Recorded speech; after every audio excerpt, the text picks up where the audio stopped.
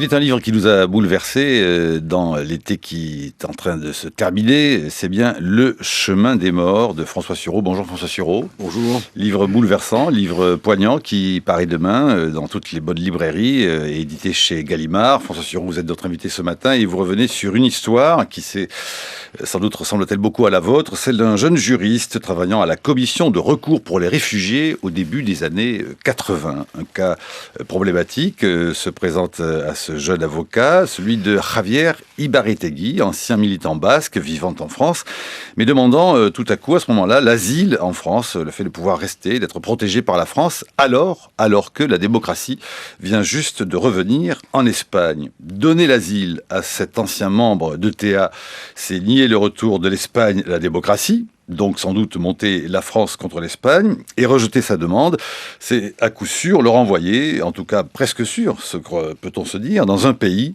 où sévissent encore, malgré le retour à la démocratie, les réseaux franquistes, des polices secrètes qui se vengent des actions menées par des indépendantistes. Raison d'État contre raison d'homme, dire le droit sans nécessairement rendre justice, voilà les dilemmes qui traversent ce livre fulgurant où un drame se dessine au fil des pages, même deux drames, celle d'un homme, Javier Ibarretegui, et puis un drame plus intime, plus au long cours encore, qui est celui du jeune récitant, si j'ose dire. Ce livre s'appelle Récit, François Sureau, du chemin des morts. Alors, à l'heure où la réforme de l'asile est tout de même timidement engagé en France par Manuel Valls, c'est aussi à l'auteur et aux représentants que vous êtes de l'association Pierre Claver, et dans les personnes réfugiées en France que nous nous adressons ce matin, François Sureau, avec peut-être d'ailleurs tout d'abord un commentaire de l'avocat que vous êtes sur toutes ces questions de droit qui n'en finissent pas aujourd'hui de nourrir le débat sur la question du droit international. Et évidemment, vous voyez bien que je fais allusion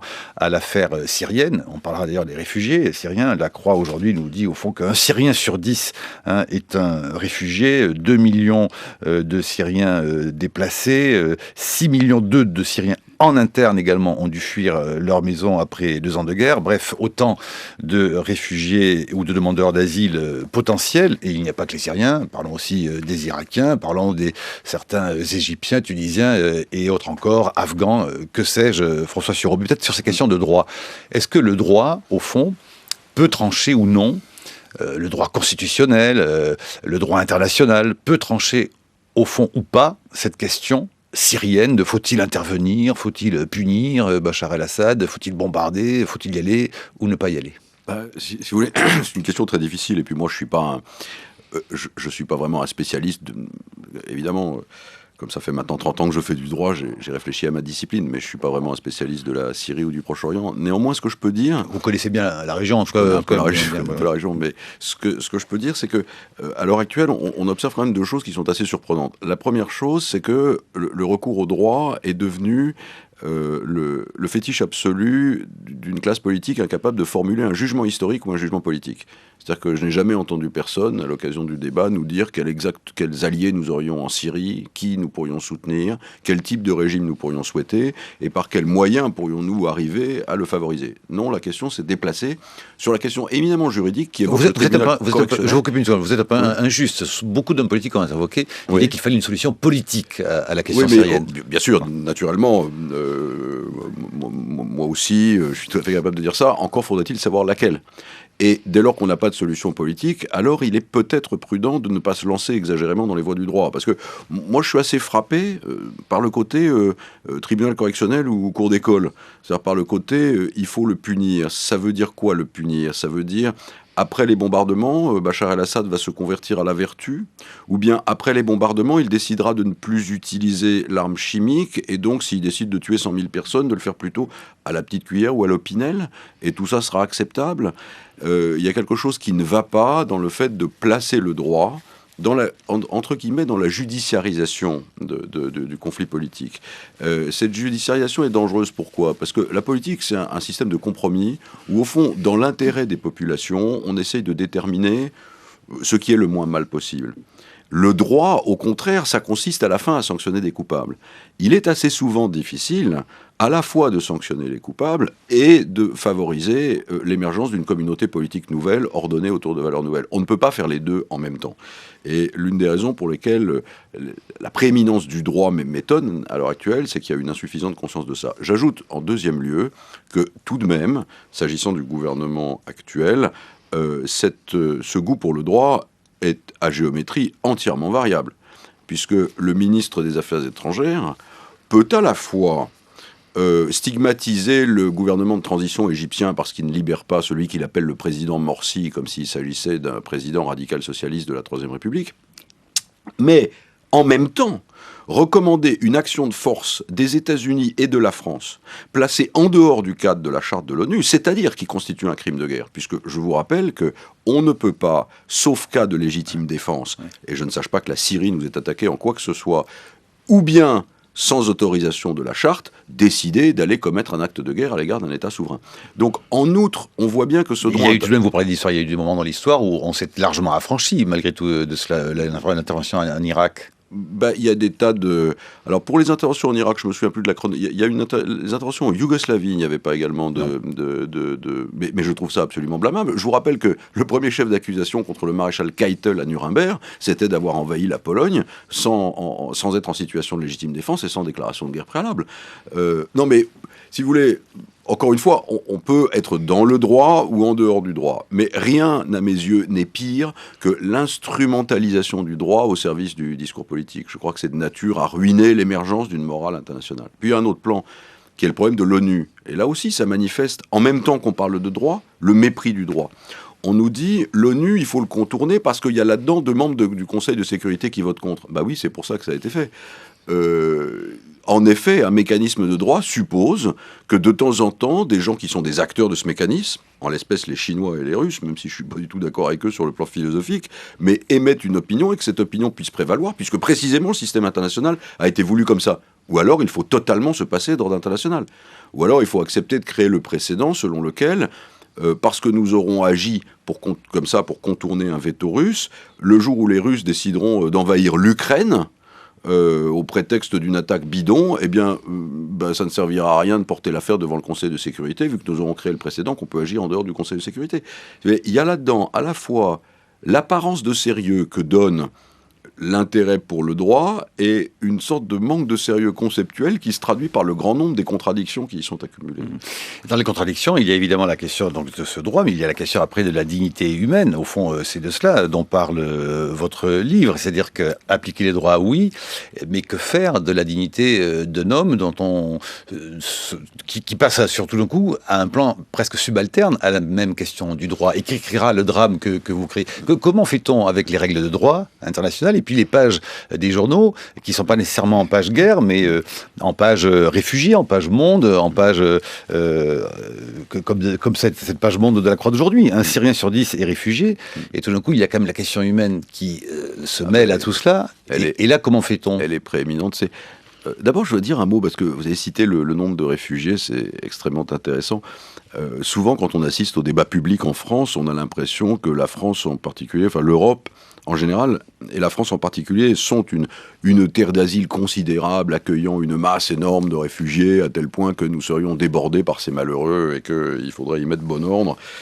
Ce qui était la pensée du gouvernement précédent et à certains égards, la pensée de certaines fractions du gouvernement actuel. Sur 30 millions de personnes, entre 30 et 40 millions de personnes déplacées au sens de la Convention de Genève, qui, d'après le Haut-Commissariat des Nations Unies pour les réfugiés, 1 million seulement ont trouvé refuge dans l'Union européenne. C'est-à-dire sur 30 millions, vous en avez 29 millions qui sont globalement dans des États tout aussi pauvres que ceux qu'ils ont dû quitter, les Afghans au Pakistan, les Syriens en Égypte, etc. Et l'Europe, qui se donne à elle-même l'impression d'être un Eldorado assailli par des hordes de réfugiés, accueille 1 million sur ces 30 millions qui sont disséminés à travers le monde. Et ça aussi, ça doit nous faire prendre conscience de ce qu'est également notre rôle en matière de en matière de réfugiés. Alors la France est derrière l'Allemagne le deuxième pays qui fait l'objet du plus grand nombre de demandes d'asile, sachant que les délais moyens pour obtenir une réponse à une demande d'asile, je crois, est de 20 mois, d'un peu plus d'un an en tout cas, et qu'une faible part des demandes aboutissent. Est-ce que la France est encore et toujours une terre d'asile, François Sureau? Oui, je pense. C'est-à-dire que on a quand même, globalement, si on prend toutes les instances confondues, c'est-à-dire l'Office français qui donne ou qui refuse en premier ressort, et ensuite la Cour nationale du droit d'asile qui statue sur les demandes, au total, on a un taux de reconnaissance du statut de réfugié qui est légèrement inférieur à 30%, ce qui est quand même absolument énorme. On est encore l'un des premiers pays au monde en matière d'accueil des réfugiés par rapport à notre propre population, à égalité avec le Canada et devant les États-Unis, si je me souviens bien. Donc oui, la France est encore une terre d'asile. Le problème, c'est toujours la même chose. C'est un peu aussi ça, d'ailleurs, l'histoire que j'essaie de raconter dans mon livre, c'est que il y a les institutions qui fonctionnent, qu'on peut améliorer, et puis quand on prend par l'autre bout de la lorgnette, c'est-à-dire par le bout humain, alors on est fasciné d'une machine qui à la fois accueille et en même temps fabrique du désespoir. Ça, les deux ensemble. On dit par exemple, un réfugié qui vient en France, théoriquement, s'il vient en France, c'est qu'il craint pour sa vie dans le pays d'origine, il craint de mourir. Et donc c'est pas vraiment grave qu'il attende 2 ans. Eh bien si, les choses ne se présentent pas comme ça. Quand on a tout perdu, quand on n'a plus de pays d'origine, quand on est déraciné par force, attendre encore 2 ans pour savoir si on pourra rester ou si on devra à nouveau s'en aller ailleurs, peut être l'une des épreuves les plus terribles. Et du coup, quoi, on vit dans une sorte de clandestinité? Non, parce qu'on a des papiers, on a l'autorisation de séjour, on a l'interdiction de travailler, donc on ne travaille pas, sauf pour ceux qui s'en affranchissent et qui travaillent au noir, mais c'est surtout l'incertitude. Venant après la persécution, l'incertitude sur l'accueil est quelque chose d'extrêmement douloureux. Mais ça, c'est très difficile à, même à présenter au cours d'un débat parlementaire où vous dites, il y a eu d'excellents travaux, un conseiller d'État qui s'appelle Thierry Tuot a rendu un rapport sur l'intégration dans lequel il y a une partie sur l'asile où il recommande globalement que l'ensemble des procédures ait lieu en 6 mois. Il a parfaitement raison. Thierry Tuot, qui est un homme très humain, a une conscience très aiguë de ce que représente l'attente. Mais sans ça, quand vous présentez aux gens, on vous répond oui, le mécanisme administratif est engorgé, il y a trop de demandes. Et c'est vrai que quand j'ai commencé à la commission des recours des réfugiés, qui était l'ancêtre de la CNDA, il y avait 3000 recours par an, à peu près. Et aujourd'hui il y en a 30 000. Donc, en effet, il y a une explosion. Alors, cette explosion n'est pas due au fait qu'il y a plus de conflits dans le monde et que plus de gens veulent venir en France. Elle est venue au fait qu'entre mes débuts et maintenant, la France ayant fermé ses frontières à l'immigration économique, en réalité, l'un des seuls moyens de venir travailler et vivre en France, c'est d'exciper du droit d'asile. Et donc ça veut dire qu'il y a de faux demandeurs d'asile politique. J'aime pas ce terme. Non, mais je veux dire, j'aime pas ce terme parce que, si vous voulez, les raisons qui peuvent pousser quelqu'un à quitter son pays sont extrêmement multiples. C'est-à-dire que des tas de gens, si vous voulez, entre guillemets, je vais vous prendre un exemple qui vous fera bien voir. Je suis d'accord avec vous, oui, il y a beaucoup de faux, mais je vais essayer de vous faire percevoir cette réalité. Imaginez par exemple quelqu'un d'Afrique subsahélienne qui est vraiment dans un coin où on claque la dalle, où on ne peut pas manger. Lui, il ne va pas pouvoir venir travailler en France pour nourrir sa famille. Je prends un pays où il n'y a pas de guerre, je prends pas le Mali, ça, il ne va pas pouvoir venir. Un Afghan de la région de Hérat, où il ne se passe rien, parce qu'il n'y a pas de talibans dans la région de Hérat, va lui avoir plus de chances de pouvoir obtenir des papiers simplement parce que c'est l'Afghanistan et que globalement, dans l'idée des institutions françaises, ça se passe mal en Afghanistan. Et lequel est le vrai, lequel est le faux, j'en sais rien. Les deux sont poussés par la nécessité absolue pour survivre. Par la misère, de toute façon. Par une forme de misère. Que cette misère soit due à l'économie, à la guerre, etc., ils sont tous pour une forme de misère. Alors, il n'en reste pas moins que les gens qui rentrent dans les critères stricts de la Convention de Genève, oui, ils sont beaucoup moins nombreux que la masse des demandeurs. Mais au départ, la Convention de Genève, elle a été faite pour... à la limite pour des gens qui ressemblaient un peu aux membres du gouvernement républicain espagnol en exil. Elle n'a pas été faite pour, si vous voulez, les conflits modernes, on a l'impression, je ne suis pas un polémologue, mais je les vois plutôt arriver dans les personnes dont on s'occupe, les conflits modernes, si vous voulez, on a l'impression qu'ils se sont incroyablement étendus.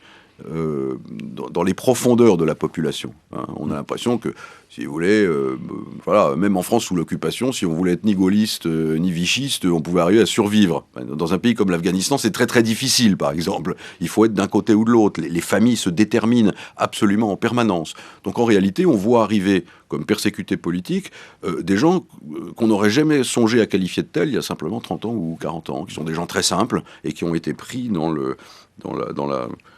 la profondeur du conflit politique dans leur pays. Une des grandes difficultés, notamment pour ces demandeurs d'asile, et une difficulté pour vous quand vous soutenez leur dossier ou que vous les défendez, c'est que ceux qui demandent l'asile politique et qui doivent prouver qu'ils risquent leur vie s'ils rentrent chez eux, ils n'ont pas nécessairement la preuve, ils n'ont pas un papier signé du dirigeant local qui leur certifie qu'il leur fera la peau s'ils rentrent chez eux. Donc il y a cette histoire de preuve qui est cruciale, évidemment. Ils n'ont évidemment pas la preuve. Non, alors il n'y a pas un papier qui dit ça. Non, ils n'ont pas la preuve. Alors c'est tout le problème de quand j'étais de l'autre côté, comme juge, quoi. Et puis maintenant comme avocat, c'est au fond la même chose, c'est-à-dire tout se juge sur la crédibilité, la véracité, la sincérité. Sauf qu'il ne faut pas oublier que les gens viennent d'univers culturels totalement différents. Et donc, l'idée d'aller raconter sa vie, se plaindre, ou même critiquer son propre pays, ce qui est très douloureux pour beaucoup de gens, y compris pour obtenir le statut, dans une enceinte de justice, est quelque chose de souvent très difficile. Vous nous donnerez quelques-uns de ces exemples-là tout à l'heure dans la deuxième partie des matins où interviendra Brice Couturier. Bonjour Brice. Bonjour Marc. Le chemin des morts de François Sureau aurait pu s'appeler le chemin des remords. Oui, je vais essayer de développer une question d'époque et d'en faire parler. Pourquoi les notions de faute, de culpabilité ont-elles disparu de nos écrans radars moraux? C'est une question que je voudrais voir débattre dans la deuxième partie de cette émission. Je voulais l'inviter des matins, je le disais, François Sureau. Bonjour François Sureau. Bonjour. En face de vous, Brice Couturier qui tient chronique comme chaque jour. Bonjour Brice. Bonjour Marc. La notion de faute n'a vraiment pas la cote. Cherchez les mots faute, culpabilité sur votre moteur de recherche préféré et on vous enverra vers des sites de psychologie pratique qui vous abreuveront de bons conseils, tous destinés à vous débarrasser de ce sentiment encombrant qui vous empêche de vous épanouir, d'agir, de réussir. Comment mieux dire que notre époque a remplacé la morale par des techniques du bien-être. On ne saurait être bien dans sa peau, vivre en accord avec soi-même et donc bien fonctionner dans son environnement social en portant le poids d'une faute dans le secret de son cœur.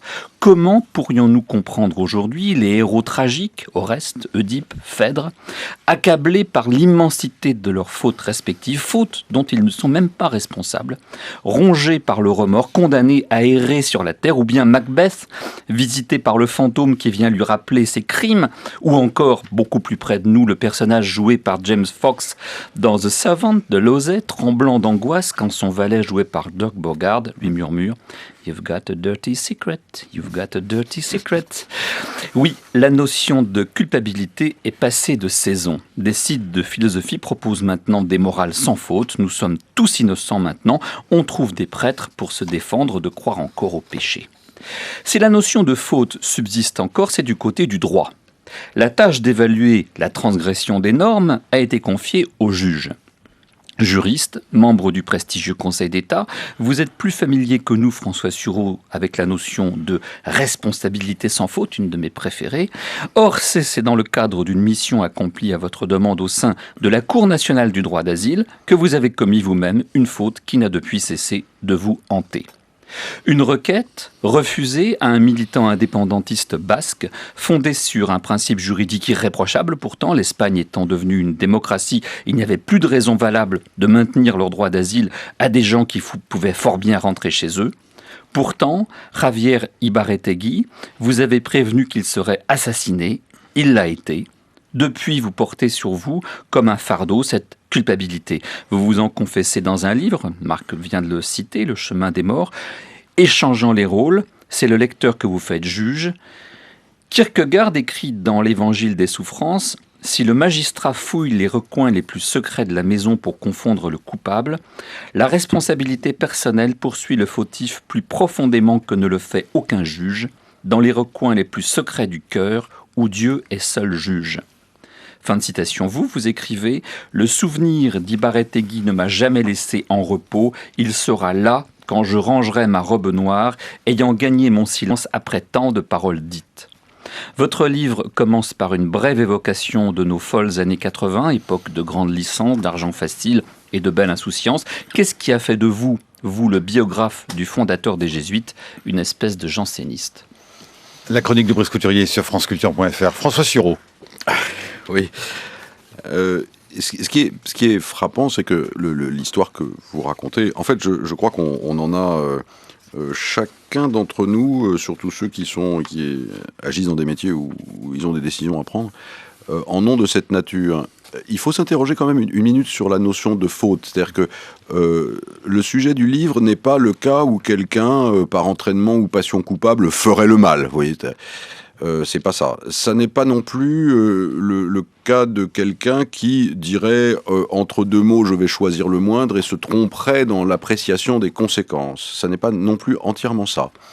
Un peu plus déjà, mais en réalité c'est quelqu'un qui essaye de remplir honnêtement l'office de juge qui lui a été confié, et cet office de juge suppose de tenir compte du droit applicable, des principes, de la jurisprudence et du contexte. Et en fonction de tout ça, il n'y a aucun doute. Giscard avait eu raison de retirer le statut aux réfugiés basques espagnols vivant en France, et la commission des réfugiés a eu raison de confirmer le retrait auquel Giscard s'est livré. Maintenant, le sujet du livre commence une fois que tout ça a eu lieu. Une fois que tout ça a eu lieu, on se rend compte qu'il existe des destinées humaines qui se développent à côté du droit, malgré le droit, en dehors du droit, et que chacun est amené à en porter les conséquences. Et au fond, ce livre vise aussi à relativiser l'obsession du droit, qui est celle des sociétés contemporaines et qui les prive à peu près de tout discernement. Il vaut mieux qu'il y ait du droit que pas de droit. Il vaut mieux que les juges qui le fassent appliquer essayent de le faire appliquer en conscience. Une fois qu'ils l'ont fait, il subsiste néanmoins une part de mal au sens profond du terme. Avec un M majuscule. Avec un M majuscule, qui est tout à fait irréductible et qui est le propre de notre condition et avec laquelle on ne peut pas en finir aussi facilement. Et pardonnez la naïveté de ma question, François Sureau. Évidemment, quand on entend parler du droit, du jugement, et de personnes compétentes, formées, comme vous l'êtes, comme ce fameux président de la commission, M. Dreyfus, qui est avec vous, on se dit que le droit, très naïvement peut-être, est égal à la justice. Or, ça n'est pas le cas. Non, ça n'est pas le cas. Le droit ne fait pas justice. Non, le droit ne fait pas justice. Il est pas là pour ça. Je suis pas non plus un philosophe du droit. Hein. J'ai des gens plus compétents que moi qui pourraient en parler. J'ai plutôt été un praticien en ce domaine. Ce que le droit vise à faire très profondément, c'est d'une certaine manière, j'emploie un mot un peu daté, mais le droit il vise à maintenir l'ordre public, c'est-à-dire à réaliser ce compromis tout à fait étrange entre les demandes individuelles, l'intérêt général, les nécessités du bien commun, tout ça s'incarnant dans des normes qui sont quelquefois contradictoires entre elles. Et en fait, la fonction essentielle du droit, c'est d'éviter l'arbitraire de l'État, qui renverrait M. Ibarrategui chez lui sans lui donner l'occasion de s'expliquer devant un juge, ou l'arbitraire des personnes privées, par exemple les victimes qui décideraient de se faire justice elles-mêmes. Le droit, il sert uniquement à ça. Il sert à éviter un mal social pire. Mais c'est tout. Et donc, oui, parce que quand même, quand cet homme vous dit, il vous le dit plusieurs fois, il vous dit, c'est vraiment, je vous assure, si vous me renvoyez chez moi, je serai assassiné. Alors c'est très intéressant parce que au fond, si on l'a pas pris au sérieux, là, c'est parce qu'on s'est montré insuffisamment juridique. Il n'a pas été expulsé vers l'Espagne. Non. Il aurait pu continuer de vivre ici. Il aurait pu aller vivre en Bolivie. Il aurait pu aller au Guatemala. Enfin, il aurait pu aller dans toutes sortes de pays hispanophones où il n'aurait jamais eu de problème. En réalité, on savait bien que même s'il avait continué de vivre en France sans papier, mais personne ne lui aurait jamais posé de questions. C'était pas en plus à une époque où on faisait la traque des sans-papiers comme maintenant. Il aurait continué de vivre dans le Finistère. Non, simplement, on a eu affaire à quelqu'un qui prenait très au sérieux sa condition de sujet de droit. C'est-à-dire, et un sujet de droit, c'est quelqu'un qui ne vit pas dans le pays qui l'a accueilli sans titre. Et donc, vous ne voulez pas de moi, je retourne dans mon pays d'origine. Et curieusement, et paradoxalement, c'est le fait qu'il prenait très au sérieux sa condition de sujet de droit qui a fait capoter l'ensemble de la machine, montrant ainsi l'inanité du système judiciaire dans son ensemble, qui le plus souvent fonctionne aussi avec une espèce de mollesse et d'approximation. Quand le juge de la Cour nationale du droit d'asile refuse la demande de statut de réfugié d'un réfugié, il est rarissime que le demandeur soit mis dans un avion et renvoyé dans le pays d'origine. En réalité, on le laisse se perdre simplement ici, où il forme une masse de gens qui seront peut-être régularisés. On les oublie. Et puis 5 ans, 10 ans après, ayant 50 bulletins de travail au noir et ayant payé quelques impôts, ils seront régularisés enfin. C'est ça qui se passe. Et là, le système a dérapé parce que son principal intéressé a pris incroyablement au sérieux sa propre condition de sujet de droit, ce qui n'arrive pratiquement jamais. Et ça, si vous voulez, comment dire ça, c'est Olivier Clément que j'aimais beaucoup, le théologien orthodoxe, qui disait, il parlait de ça, il parlait de la justice, et il disait au fond, dans un de ses derniers livres, au fond, bon, il vaut mieux qu'elle soit rendue, mais à la fin, il faut absolument la négliger.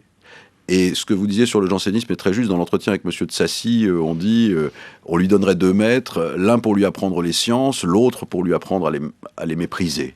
Et c'est exactement la même chose. Il faut, le droit, certainement, il faut en faire. Au-delà, il faut certainement l'oublier. Et là, vous auriez dû l'oublier.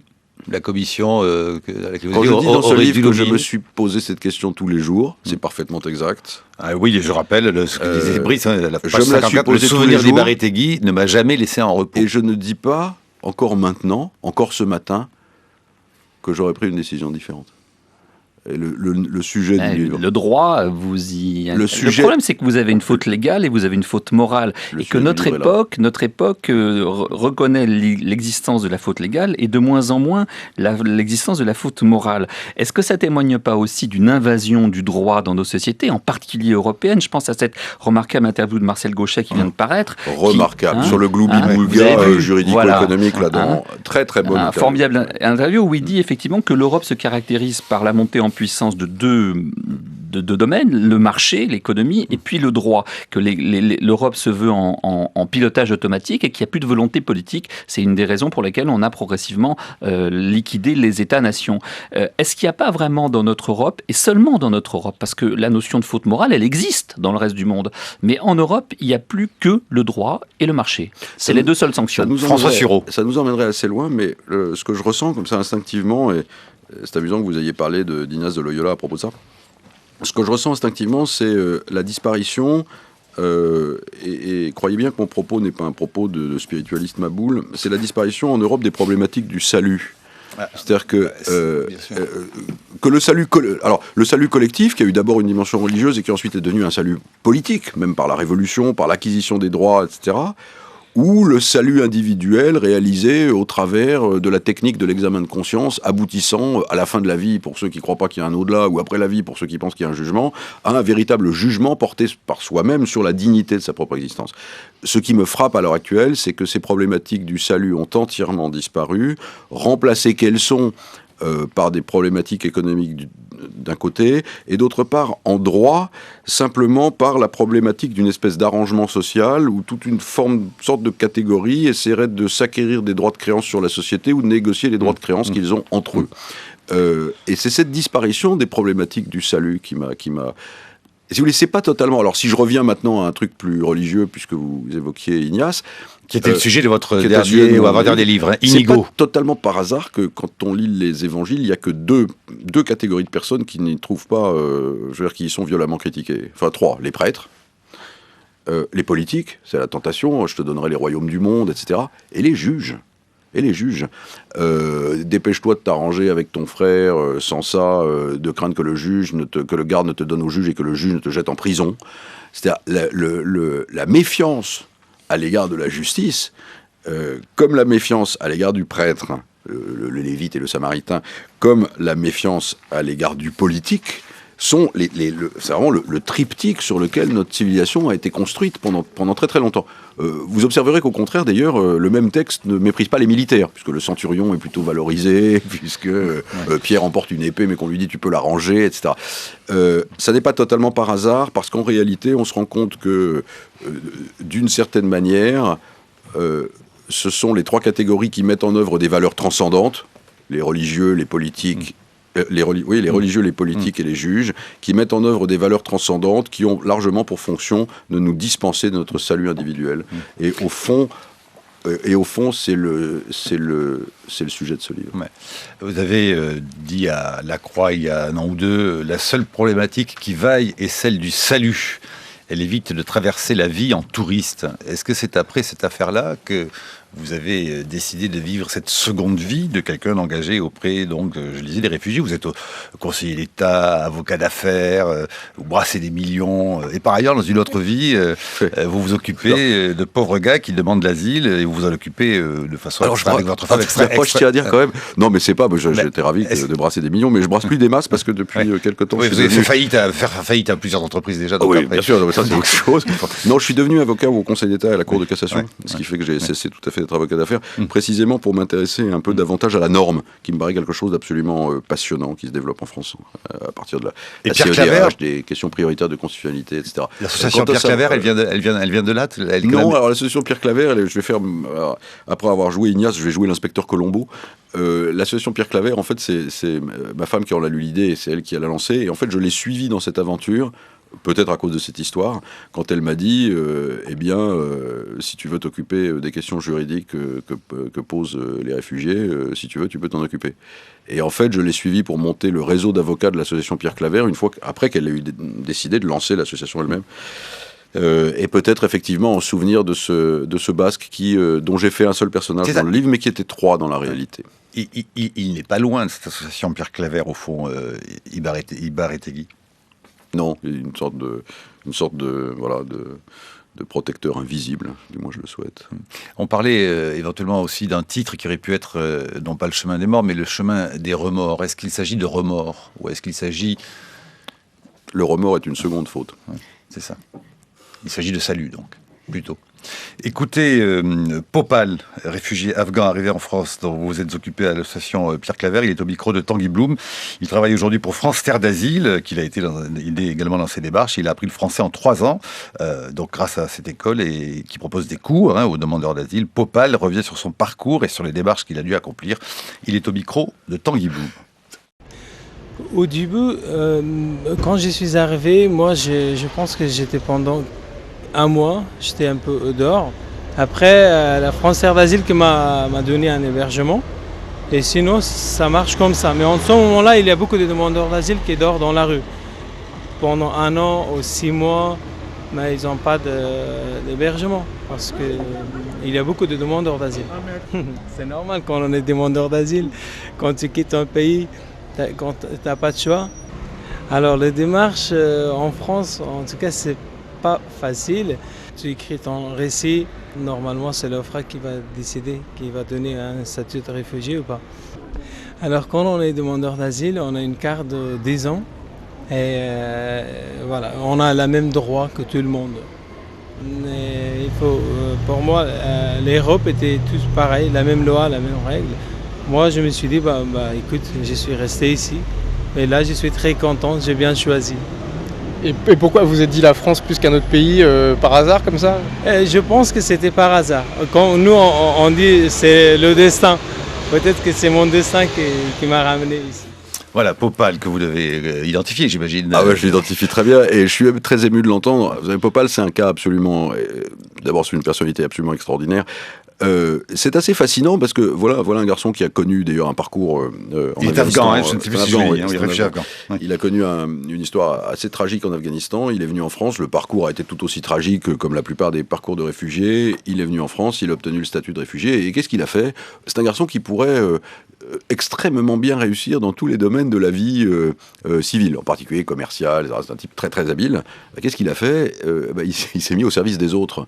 Ça n'est pas si fréquent, curieusement. Ça. Les gens qui arrivent, assez souvent, ils veulent tout oublier de tout ça et essayer de commencer une vie nouvelle, ce que je comprends très bien. Popal, il est à mi-temps à France Terre d'Asile et il travaille à mi-temps avec moi comme interprète pour les dossiers de réfugiés, et c'est une personnalité tout à fait exceptionnelle. Alors, comme interprète d'un mot, vous m'avez un jour raconté des histoires hallucinantes de forces. Par exemple, je crois un Afghan, genre que vous défendez, à qui on demande si tout de même il n'est pas au fond un peu taliban, et qui répond « Oui, monsieur, je suis taliban ». Oui, l'interprète est très très important dans la défense, parce que, si vous voulez, ils viennent d'univers culturels où, moi au début, quand j'ai commencé, j'étais tout à fait étonné. C'est-à-dire les gens qui ne vous regardent pas dans les yeux, en Europe, on a tendance à considérer qu'ils qui raconte des carabistouilles. En réalité, en Afghanistan, on regarde pas dans les yeux quelqu'un de mon âge, quoi. Au bout d'un moment, Popal m'a dit, quand je lui disais, mais tu comprends, c'est quand même un peu emmerdant, il me regarde pas dans les yeux, et Popal m'a dit, mais ça fait 30 ans qu'il regarde pas son père dans les yeux. Donc il faut s'habituer à ce que ça change. Et de même, il ne contredit pas non plus, a priori. Il n'est pas autorisé culturellement. Et il n'est pas culturellement autorisé à contredire. Alors vous imaginez ce qui se passe quand on les produit devant 3 juges français de 40 ans, dont 2 femmes. Je suis très content qu'il y ait des femmes à la Cour du droit d'asile, naturellement, mais ils viennent d'un univers. Ils viennent d'un univers où vraiment c'est presque impossible.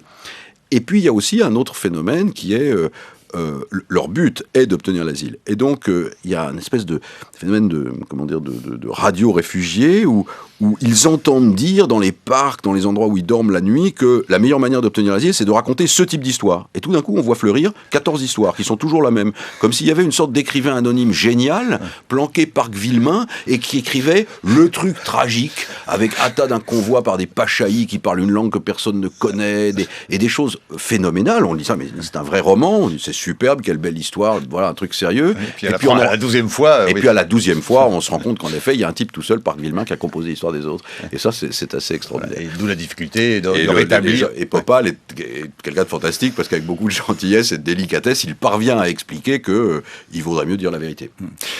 On n'a pas dit une chose qui est importante, on l'a un peu évoqué dans votre livre, François Sureau, c'est que tout cela est dans le filigrane de ce que vous appelez une sorte d'époque d'avant-guerre, qui sont les années 80, où en même temps, au fond, rattrapé par cette histoire d'Ibarretegui, vous viviez à l'époque dans l'insouciance des années 80, où on sortait en boîte, où la vie paraissait facile, belle et pleine d'avenir. Ah oui, non, c'est une époque, alors absolument, c'est une époque très très étrange, comme les années 80, c'est une époque disparue, parce que comment dire, on était pressé d'évacuer toutes les choses qui nous avaient emmerdés au cours des années d'avant. Le gaullisme, les trotskistes, la pensée, le structuralisme, les origines, les origines. On était pressé d'évacuer absolument tout ça, sans prévoir que tout ça allait rentrer par la fenêtre 20 ans après d'une manière tout à fait différente. C'était tout à fait étonnant. Et puis il y avait ce côté Jacques Vabre. Vous n'avez pas trouvé pour moi, ça reste le... Le quoi? Pam padam, pam pam padam. Vous voyez quoi? Esto es para ti, mamita.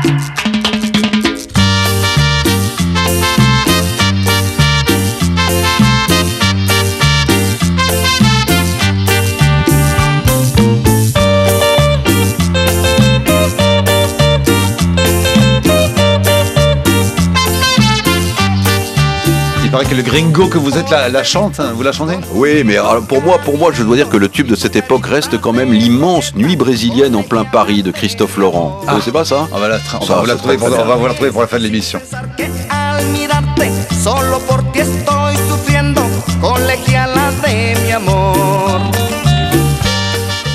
À côté de vous, Jérôme Garcin, bien sûr que vous aurez reconnu le patron du Nouvel Observateur. Bonjour Jérôme Garcin. Bonjour. Avec Sandrine Trainer, directrice adjointe de France Culture. Bonjour. Bonjour. Dites, vous venez nous vanter les bienfaits de la sélection France Culture, Nouvel Observateur, de la sélection de la rentrée littéraire 2013. Je n'y vois pas le François Sureau, c'est un oubli.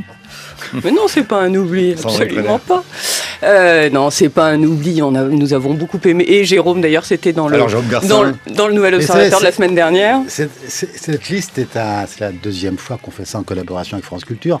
C'est un drame annuel parce que franchement, c'est très bien de jouer au jeu auquel on va se livrer dans quelques instants, mais 10 titres français et étrangers sur près de 550 romans, c'est même pas possible.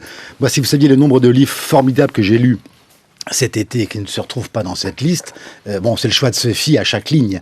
Bref, cela dit, moi je suis très épaté par le livre de François Sureau, notamment du point de vue littéraire. Vous n'avez pas parlé, mais je trouve que réussir en si peu de pages à faire tenir des questions aussi importantes que le remords dont il parlait, ou la faute, ou la justice, ce sur quoi d'autres romanciers de la rentrée auraient fait au minimum 1200 pages, est pour moi une véritable réussite littéraire. Déjà ça, je voulais le signaler.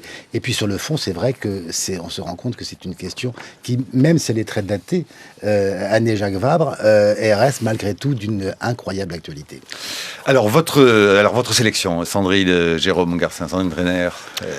Donc, comme chacun le l'aura lu un peu partout, entendu. C'est une rentrée qui est un peu moins abondante en titres que les années précédentes, mais ça reste quand même une rentrée extrêmement importante, avec quelques 550 romans qui paraissent là. Alors on dit que c'est moins, et en même temps il y a largement de quoi faire, et donc il y a largement de quoi faire pour les uns et les autres, journalistes du Nouvel Observateur, productrices, producteurs de France Culture, d'essayer d'aider l'auditeur, le lecteur à se frayer un chemin dans les librairies. Alors, littérature française, Jérôme. En sachant que c'est une liste qui, avec ses 10 titres, offre, je dirais, un automne et un hiver idéal. Il y a tout.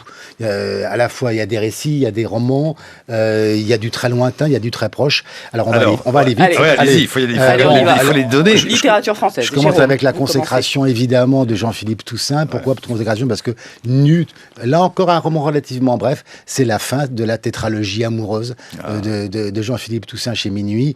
On s'est tous attachés à Marie, à l'incroyable Marie, et à son narrateur. Et là, je trouve que c'est une apothéose, avec un défilé en robe de miel à Tokyo et un incendie d'une chocolaterie sur l'île d'Elbe qui mérite rien que ça le détour. Alors, de l'île d'Elbe, nous allons filer vers le détroit d'Ormuz, quelque part entre le golfe Persique et le golfe d'Oman.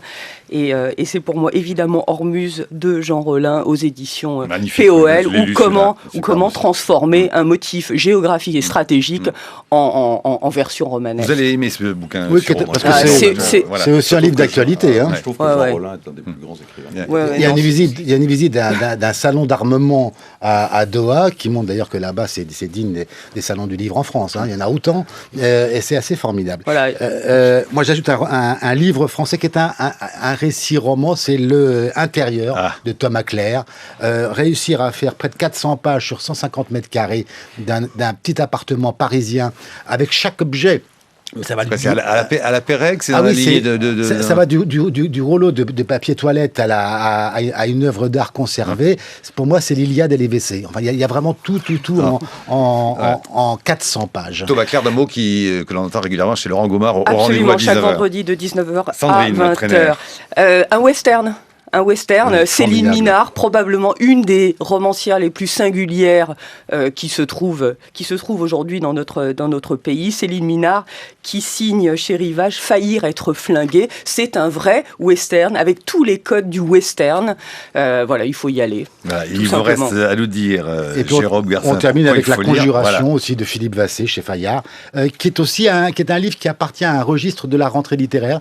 Il y a beaucoup de personnages comme ça qui partent, qui quittent la société. C'est vrai du roman de Tristan Garcia, qu'on aurait pu mettre aussi dans la sélection. C'est vrai du roman de Yannick Enel également. Bref, c'est un thème qu'on retrouve dans ce très beau livre, je trouve, de Philippe Vassé, La Conjuration. Voilà, donc Nu de Jean-Philippe Toussaint, Intérieur de Thomas Clair, Faillir et être flingué de Céline Minard, Ormuz, Jean Rollin, La Conjuration, Philippe Vassé. Pour les éditeurs, on ira sur le site franceculture.fr où on lira le Nouvel Obs. Et puis, il nous faut évoquer tout de même la sélection étrangère. Non, mais non seulement il nous faut, mais on y tient tout particulièrement parce qu'il y a en cette rentrée... C'est là que ça se passe. Une profusion de grands textes de littérature étrangère qui est tout à fait saisissante, en particulier chez les anglo-saxons. Alors on va les citer. Jérôme, je vous laisse commencer. Il y a Canada de Richard Ford qui est, à mon avis, un livre incontournable de cette rentrée.